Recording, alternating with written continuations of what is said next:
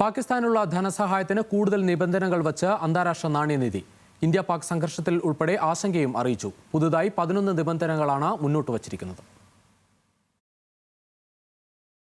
പാകിസ്ഥാന് ധനസഹായം അനുവദിക്കാൻ ഈ മാസം അന്താരാഷ്ട്ര നാണ്യനിധിയുടെ എക്സിക്യൂട്ടീവ് ബോർഡ് യോഗം തീരുമാനിച്ചിരുന്നു.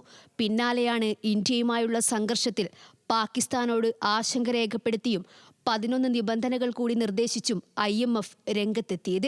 വൈദ്യുതി സർചാർജിൽ വർധന വേണം, 5 വർഷം വരെ പഴക്കമുള്ള കാറുകളുടെ ഇറക്കുമതിക്കുള്ള വിലക്ക് നീക്കണം എന്നിവയടക്കം പുതിയ നിബന്ധനകളിലുണ്ട്.